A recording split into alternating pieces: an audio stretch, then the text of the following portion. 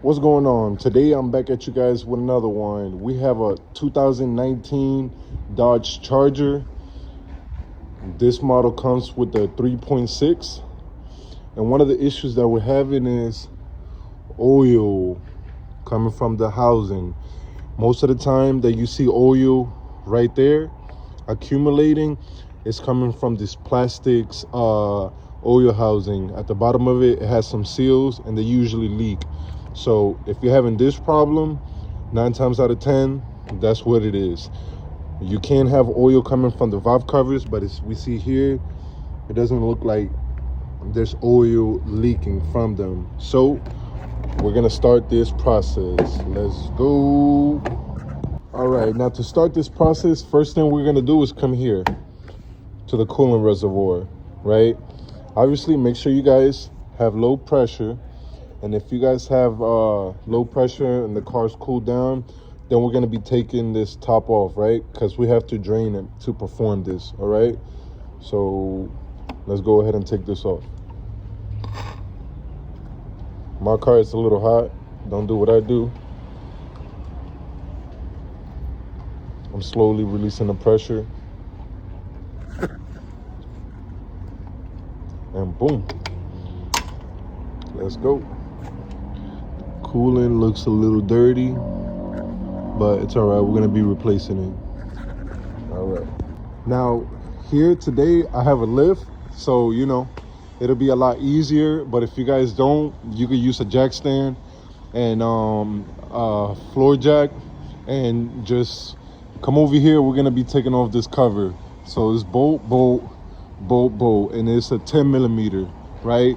And luckily for us, Dodge put a drain so that the coolant will be able to reuse. So we're gonna be saving this coolant after we take it off, and we're gonna recycle this coolant and use it again because the coolant is fine, right? This is all coming from the oil housing.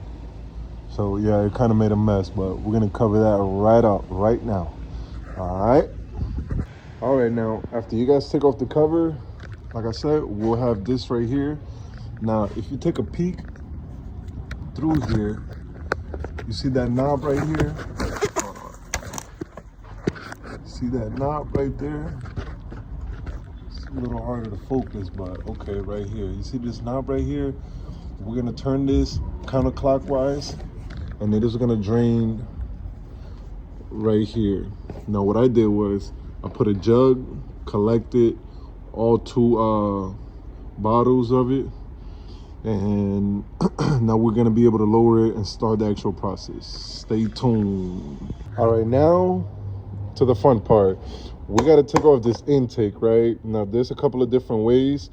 Me personally, I'm gonna take it off right here, and I'm gonna take it off right here. So like that, I could just remove half of this unit right here, and then that'll give me access to continue. So let's go ahead and do that. That is an 8 millimeter, right? So let's go ahead and start that right there. See that? Now there should be another one right here. We're gonna go ahead and take this one off, loosen the tension on it. Now it should be easily removed. Now let's not forget, once you guys remove it, there's a sensor that goes right here, right? Let's remove this, and this intake is free. All right, now that that's free, I'm gonna start off on this side. Now there's a bracket right here. There's a 10 right there, and another 10 right here. Mine's already loose, so we're gonna go ahead and take those off, right? Put them on the firewall so they don't get lost. So you wanna make sure, like what we're doing right now is we're freeing up the intake. So little by little, we're gonna make sure that this intake starts to be free so that we could get to the good part. Boom. All right, so right here, there is that bolt. Pry up. And as soon as it's loose, take off that nut.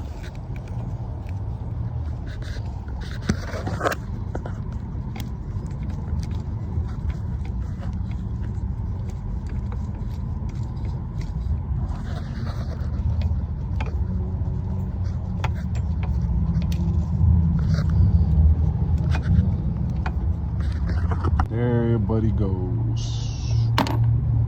Then we're gonna go ahead and take off the throttle position sensor and the sensor as well, along with this line right here and buddy right here that goes on top.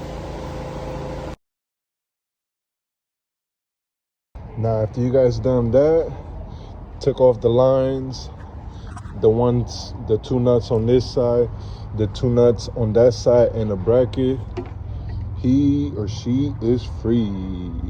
Now let's get her out. All right, now we're about halfway through.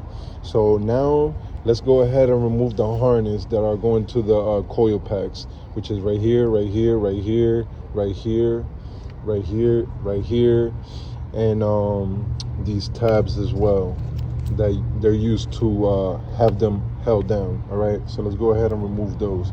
You got to pull this tab like this and go like that. All right, bing bong. All right, so after you guys take off the coil packs, let's remove the injector wires. So red tab, red tab, red tab, red tab on all of them, and then pry and push out. All right, now move this out the way. That's gonna be the same on both sides. All right, now that that's done, what we're gonna do is we're gonna remove all 8. Right, that's 1, 2, 3, 4, 5, 6, 7, and 8. So we can go ahead and remove these rags. Yes, place something in here so that nothing falls out or in. All right, now after you guys go ahead and remove all 8mm bolts, we're gonna have this fuel line. Now with this fuel line right here, it is under pressure, so when you take it out, it is gonna send fuel everywhere. So what I recommend is, of course, first step before you start the whole process, take off the cable to the battery, right? Both positive and negative. And after that, place a rag as you're removing it. So like that, nothing falls in, all right? You try to catch as much of it as you can, all right? Now, after this, we'll be able to pick out the intake. Huh? Must be getting hung up or something.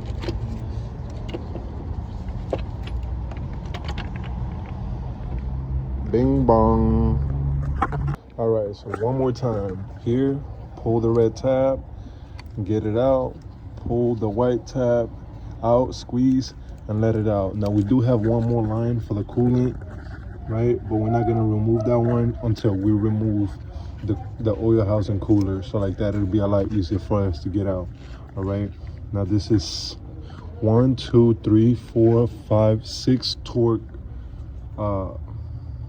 bolts. So let's get them out. Right now to the start of the hour, after you guys have taken off all the bolts, it should be loose. Then we'll be able to lift Buddy up. Look at that.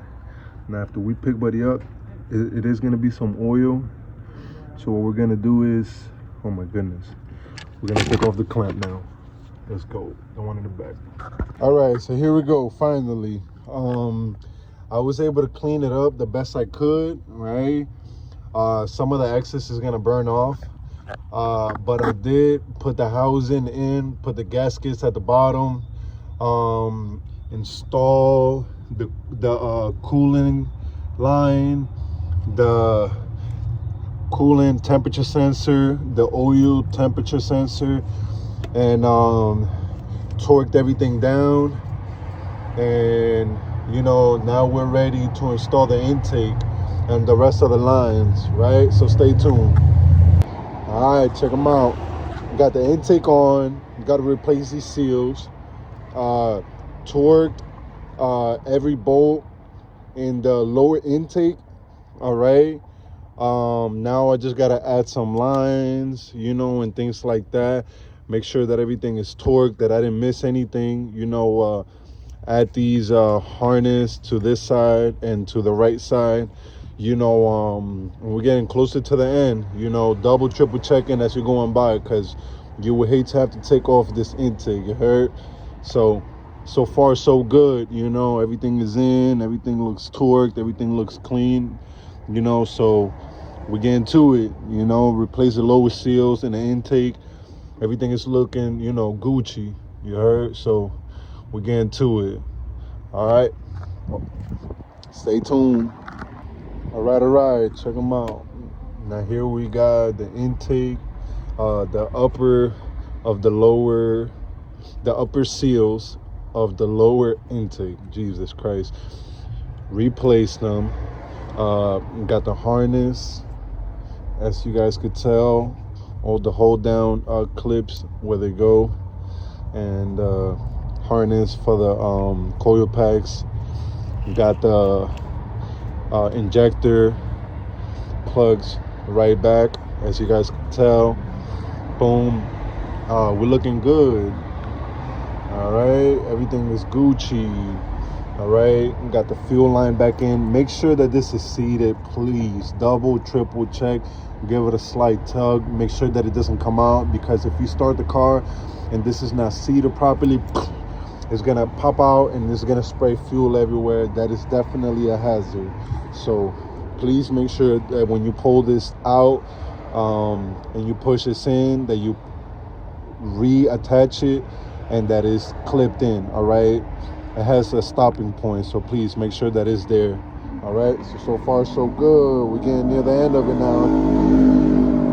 All right, now, so let's see what we got.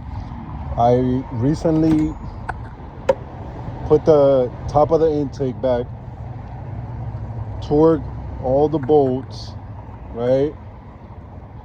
And then after that, put the clip, put the sensor harness back, the throttle body back, put this back line as well.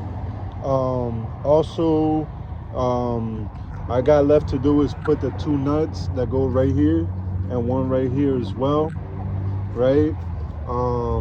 Pretty much just double checking the wires, making sure that everything is good, that everything is attached. I like the way it's looking though. Everything is looking good. It's looking clean. I cleaned up a lot of that oil that was in there. You know, when you guys sit this intake, make sure that it's seated properly. It shouldn't be tipping, okay? It should be stationary and you shouldn't get no play, all right? Also, double check when you're putting in the seals at the lower.